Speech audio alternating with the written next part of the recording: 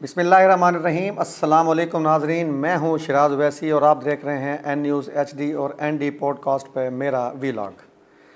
नाजरीन, सियासतदानों का अवाम से रब्ता कैसा है, उनकी खुशी गमी में उनकी शिरकत कैसी है, तरक्याती कामों में उनका किरदार क्या है, इसी चीज़ को लेकर हमने जो प्रोग्रामों की सीरीज़ शुरू की थी वो हम कर रहे हैं आजकल सूबाई हलकों पे।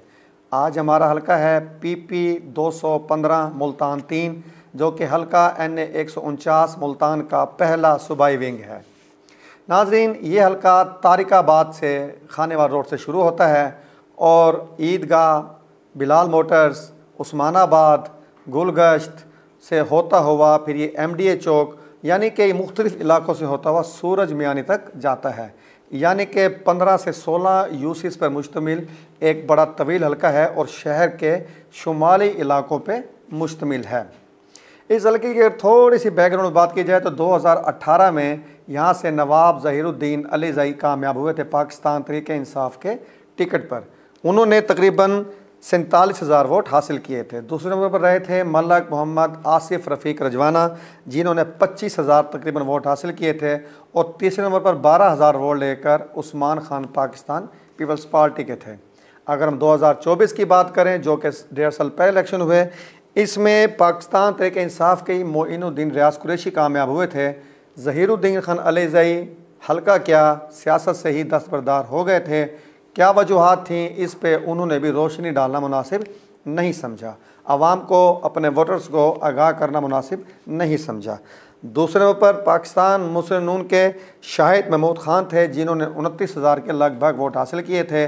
जबकि तीसरे नंबर पर पाकिस्तान पीपल्स पार्टी के शकील लाबर थे, जो सिर्फ 8,000 वोट ही हासिल कर पाए। अगर हम बात करें इन उम्मीदवारों की कि इनका अपनी आवाम से, अपने वोटर से कैसा ताल्लुक़ रहा, तो हम पहले बात करते हैं मोइनुद्दीन रियाज कुरैशी की। नाजरीन, ये साबिक MNA पीर रियाज हुसैन कुरैशी के साहबजादे हैं। मुल्तान के साबिक तहसील नाज़िम भी रह चुके हैं, जब मुशर्रफ ने इब्तदान बल्दियाती निज़ाम मुतारिफ़ कराकर इलेक्शन कराए थे। एक और दिलचस्प बात कि मोइनुद्दीन रियाज कुरैशी साहब साबिक वज़ीर ख़ारजा पाकिस्तान और मखदूम मुल्तान, जिन्हें मैं कहता हूँ मखदूम शाह महमूद हुसैन कुरैशी के करीबी अजीज़ भी हैं। ये इस हल्के में 2008 में भी हिस्सा ले चुके हैं, लेकिन उस वक्त उन्होंने पाकिस्तान मुस्लिम लीग काफ के प्लेटफॉर्म से हिस्सा लिया था और सिर्फ 10,000 वोट ही हासिल कर पाए थे। लेकिन इस इलेक्शन में उन्होंने बड़ी शानदार कारकर्दगी दिखाई और 67,064 वोट हासिल किए। यानी कि पाकिस्तान तहरीक इंसाफ के नौजवानों पर जो मुश्तमिल एक वेव चली थी, एक लहर चली थी, उन्होंने इसका बड़ा भरपूर फ़ायदा उठाया। लेकिन उसके बाद हुआ क्या कि पाकिस्तान तहरीक इंसाफ अपने चेयरमैन के बयान की वजह से ज़ेर अताब आ गई।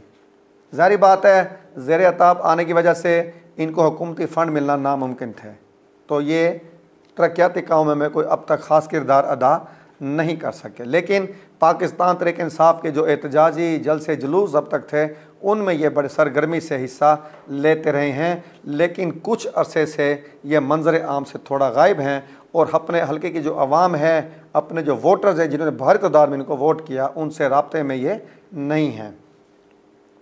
दूसरे उम्मीदवार थे यहाँ पे शाहिद महमूद खान साहब।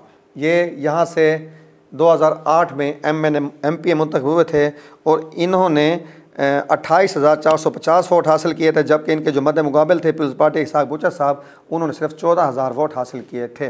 लेकिन उसके बाद ये मखदूम जावेद हाशमी के हमरा नून लीग छोड़कर PTI में शामिल हुए। और उसके बाद जब जावेद हाशमी साहब ने PTI को खैर बात कहा तो वो तो डगमगाते रहे कि किस पार्टी में जाएं। लेकिन शाहिद महमूद खान साहब नून लीग में अपने घर में वापस आए और उसी चीज़ को मद्देनज़र कर नून लीग ने इस हल्के में इन्हें टिकट दिया और ये जहांगीर खान तरीन के सूबाई विंग के तौर पे सामने आए। लेकिन जैसे कि मैंने पहले भी जिक्र किया था कि जहांगीर खान तरीन ने ख़ुद को तो जो नुकसान पहुंचाया सो पहुंचाया, सियासी तौर पर अपने साथ जो अपने सूबाई विंग के जो उम्मीदवार थे उनको भी ठीक ठाक झटका पहुँचाया और उस झटके का शिकार शाहिद महमूद खान भी हुए। शाहिद महमूद खान के जो करीबी हल्के जाते हैं, उनसे जब हमारी बात हुई तो उनके बकौल उनके अलावा और भी बड़े अवामिल कार फरमा थे जो यहाँ पे पाकिस्तान मुस्लिम लीग के साबिक टिकट होल्डर्स थे। उन्होंने भी इनके साथ इस इलेक्शन में पुरखलूस तरीके से ताउन नहीं किया, और जो मुल्तान शहर के और ओहदेदार थे वो भी इनके साथ सही तरीके से नहीं चले जो इनकी शिकस्त का सबब बने। असल अवामिल क्या हैं, ये तो ज़ाहिर बात है जब हम एक पॉडकास्ट का सिलसिला शुरू करेंगे इन प्रोग्राम्स के बाद तो उसमें हम इन अवामिल पर खुलकर गुफ्तगू करेंगे। लेकिन जहाँ तक अवामी राब्ते की बात है तो शाहिद महमूद खान का अपने जो हल्के की अवाम हैं, जो वोटर्स हैं, उनसे राब्ता बड़ा स्ट्रॉन्ग है, उनका डेरा खोला रहता है। फिल वक्त वो मुल्क से बाहर है लेकिन चंद दिनों में वापस आ जाएंगे। लेकिन जो उनके वहाँ लोग मौजूद हैं, टीम मौजूद है, वो कोशिश करती है कि जो अवाम के मसाइल हैं उनको हल करने की किसी हद तक कोशिश की जाए। अवाम की खुशी गमी में बड़ी भरपूर शिरकत करते हैं, शादियों में भी जाते हैं। अगर कहीं खुदा न खास्ता को फौतगी हो जाए तो उसमें भी ये अमूमन हमें नज़र आते हैं।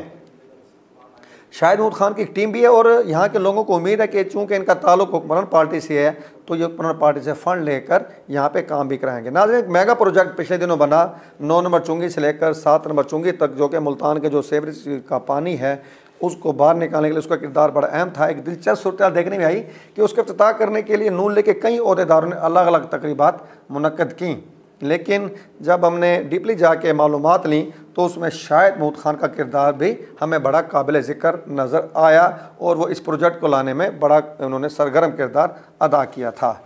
अगले हमारे जो उम्मीदवार थे वो शकील लाबर साहब, जो कि इस हल्के में 3 नंबर पर आए थे। उनके जो कौमी विंग के उम्मीदवार थे रिजवान हाथ साहब, उन्होंने भी काबिल ज़िक्र वोट नहीं हासिल किए थे, तो उसका असर लामाला इन पर पड़ना था। इन्होंने सिर्फ 8000 वोट हासिल किए। पिछले इलेक्शन में इन्होंने दूसरे हल्के में इलेक्शन से हिस्सा लिया था। अगर वो उस हल्के से अपने साबिक़ा इलेक्शन में हिस्सा लेते तो इनकी कारकर्दगी थोड़ी बेहतर होती, लेकिन इस हल्के में हिस्सा लेने से भी ये बेहतर कारकर्दगी का मुजाहरा ना कर पाए। अवाम से रब्ता, पीपल्स पार्टी से इनका ताल्लुक़ है, बड़ा पुराना ताल्लुक़ है, नज़रियाती कारकुन हैं, अच्छा रब्ता है, खुशियों में शामिल होते हैं। लेकिन नाज़रीन, जो हारा उम्मीदवार होता है, शिकस्त खोर्दा उम्मीदवार होता है, मेरे ख्याल में ऑटोमेटिकली उसके अवाम से राब्ते भी थोड़े कमज़ोर हमें दिखाई देते हैं।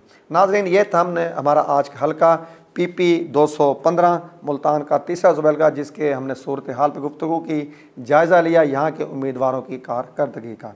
कल हम एक नए हल्के के साथ आपकी खिदमत में दोबारा हाजिर होंगे। अपनी दुआ में याद रखिएगा, अपना भी ख्याल रखिएगा और हमारा फीडबैक से ज़रूर आगाह रखिएगा। इजाज़त चाहेंगे। अल्लाह हाफ़िज़।